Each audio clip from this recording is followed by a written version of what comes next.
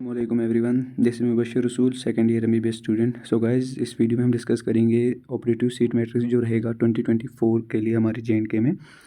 तो अगर हम सबसे पहले देखें लास्ट ईयर क्या था, हमारे पास टोटल नंबर ऑफ़ सीट्स जो अवेलेबल थी वो थी 1013 सीट्स टोटल। AIQ को कट करने के बाद जो हमारे पास सीट्स बचती थी वो थी 1013, और उसी में से फिर बाकी कैटेगरीज़ में यहाँ पे डिस्ट्रीब्यूट किया गया था अकॉर्डिंगली। सो इस साल जो हमारा मतलब जो है ये दिया हुआ है टेंटेटिव सीट मैट्रिक्स, जो कॉलेज के लिए जो उनकी कैपेसिटी दी हुई है इस बार, उस हिसाब से इनटेक जो दिया हुआ है हमारे कॉलेज का JNK में, उसमें क्या हुआ है GMC रजौरी में क्या है, वहाँ पे 15 सीट्स कम हो गई। 115 होती थी तो उसमें 100 ही हैं, और 100 में से 15 तो AIQ में जाएंगी, बची 85 सीट्स। तो टोटल नंबर ऑफ़ सीट्स अगर आप इन सबको कैलकुलेट करोगे वो आती हैं हमारे पास 1007 सीट्स, और इसी 1007 सीट्स में से हमारे पूरे सभी कैटेगरीज़ में डिवाइड होंगे। अब ये कैसे होगा ये मैं आपको बताता हूँ। जो हमारा सीट मैट्रिक्स रहने वाला है 2024 का, वो कैसा रहेगा इसमें देखो। सबसे पहले क्या होता है, जो हमारा मतलब यूटी है ये वाली लद्दाख वगैरह का, उसमें जो STK और STL का है, ये हमें 1007 सीट्स में से अलग से सब्सट्रैक्ट करना होता है। फिर उसके बाद जो रिमेनिंग हमारे पास 967 सीट्स होंगी, इसी में से JNK के स्टूडेंट्स को सीट्स मिलती हैं।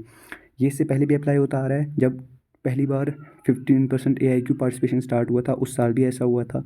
तब भी मैंने ऑफिशियली JK बुक में कॉल करके पता किया था, और इस बार सेम मैंने फिर से किया है।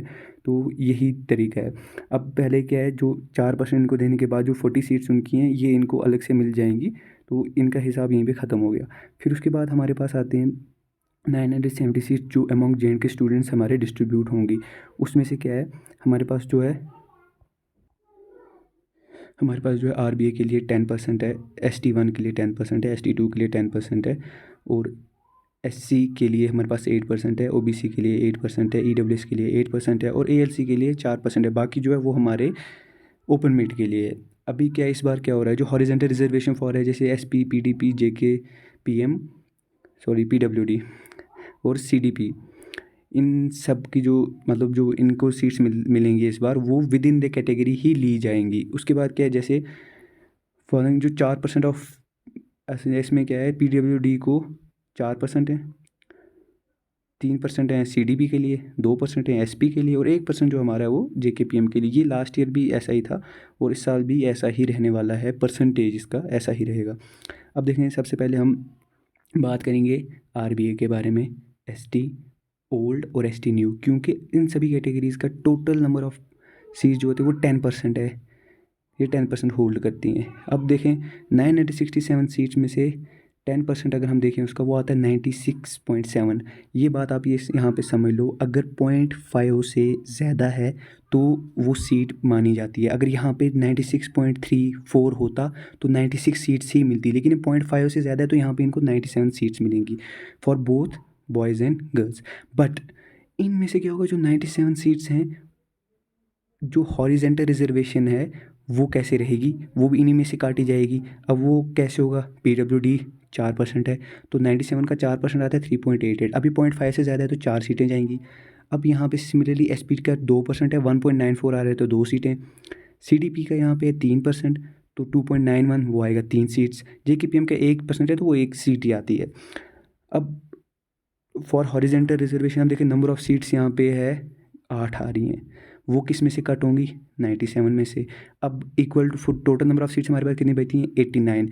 अब क्या होगा, अब जो बची हुई सीट्स हैं जो दूसरे स्टूडेंट्स के लिए बचेंगी हॉरिजेंटल रिजर्वेशन वालों के बगैर, जो RBA ST1 ओल्ड और ST न्यू के लिए, वो बचेंगी 89। 89 को 2 में डिवाइड करते हुए आता है 44.5। लेकिन यहाँ पे क्या होगा, या तो 44 लड़कों को मिलेंगी या लड़कियों को, या लड़कियों को 45 या लड़कों को। तो ये हर साल क्या होता है, ये डिपेंड करता है BOP पे। एक साल लड़कों को मिलती हैं, एक साल लड़कियों को मिलती हैं, इसका हम नहीं कह सकते वो किसको देंगे।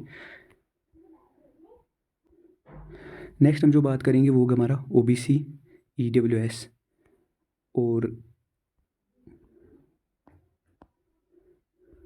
SC, क्योंकि इन तीनों कैटेगरीज़ का 8% ये जो टोटल रिजर्वेशन है हमारे JNK में। सो अगर हम देखें, इस 8% का 967 सीट्स में से जो आएगा वो आती है टोटल 77 सीट्स। 77.36 आता है, 0.5 से कम है तो 77 सीट्स ही मिलेंगी। इन 3 कैटेगरी के। अब जो horizontal reservation among these categories आएगा, पीडब्ल्यूडी के लिए 4% के हिसाब से 3 सीट्स आती हैं 3.08, एसपी के लिए 1.54 है, 0.5 से ज़्यादा है तो 2 सीटें जाएंगी। फिर जेकेपीएम के लिए 1% का वो 77 में 0.7% आता है, 0.5 से ज़्यादा है तो 1 सीट मिलेगी। सीडीपी के लिए 2.3 है लेकिन 0.5 से कम है तो 2 सीटें मिलेंगी। अब यहाँ पे क्या है, अब यहाँ पे जब हम ये कट करेंगे ये वाली सीट्स, जो टोटल 7 सीट्स आ रही हैं, तो हमारे पास जो फाइनली बचेंगी वो होंगी हमारे पास यहाँ पे 70 सीट्स अवेलेबल रहेंगी हमारे पास, जिसमें से 35 boys 35 girls will be available. अब लास्ट पे अब हम बात करेंगे इसमें एएलसी की। एएलसी का टोटल सीट्स जो है हमारे पास वो आता है 4% आता है, 4% रिजर्वेशन 967 का आता है 39%। इसमें जो अगर हम देखें इसका 4% आएगा पीडब्ल्यूडी को तो 2 सीटें जाएंगी, एसपी में 1 जाएगी, सीडीपी में 1 जाएगी। लेकिन जेकेपीएन में यहाँ पे एक बात है, यहाँ पे 0.39 आ रहा है। अब ये डिपेंड करता है उन पे कि वो देंगे या नहीं देंगे। मैंने यहाँ पे कंसिडर किया है कि ये सीट नहीं मिलेगी जेकेपीएम की, क्योंकि ये 0.5 से भी कम है तो यहाँ पे शायद इनको ना मिले। तो उस हिसाब से आती हैं 39 सीट्स। 39 में से हमें 4 निकाली हैं जो हॉरिजेंटल रिजर्वेशन वाली हैं, तो फाइनली बचती हैं विल बी इधर या तो 17 या 18 बॉयज़ को मिलेंगी और 17 या 18 गर्ल्स को। 2 में से एक को 17 मिलेगी, एक को 18 मिलेगा। और हम ये हर साल चेंज होता है, एक साल गर्ल्स को एक साल बॉयज़ को। फाइनली हम आएंगे ओपन मेरिट पे, जो सबसे कंट्रोवर्शियल है, सबको समझ नहीं आ रहा है इसका क्या रहेगा। तो सबसे पहले हम देखें 967 सीट्स में से हम 561 अदर रिजर्वेशन वाली सीट्स निकालेंगे तो बचती हैं लास्ट पे 406। ये 561 ऊपर आप कैलकुलेट खुद भी कर सकते हो, वही हैं।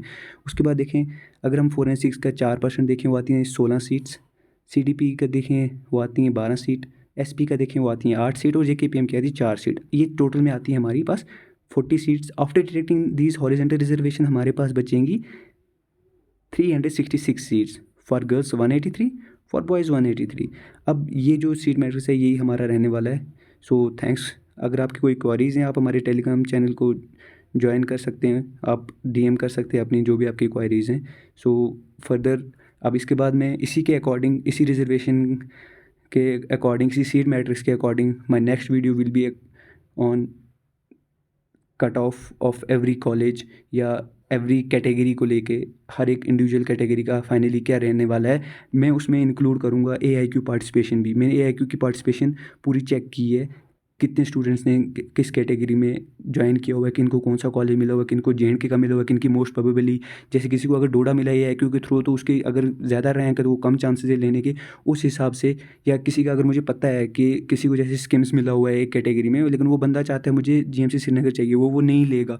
तो वैसे में जो यहाँ पे सबसे ज़्यादा जो बॉर्डर लाइन वाले हैं, बॉर्डर लाइन वाले स्टूडेंट्स को टेंशन है बहुत ज़्यादा कि हमारे साथ क्या होगा। तो बॉर्डर लाइन स्टूडेंट्स के लिए ये मेरा नेक्स्ट वीडियो रहेगा कि टोटल लास्ट क्लोजिंग रैंक क्या रहेगी considering AIQ participation, considering new seat matrix. Thanks for watching. For further updates, kindly subscribe to my channel and press the bell icon so you will be notified as soon as possible.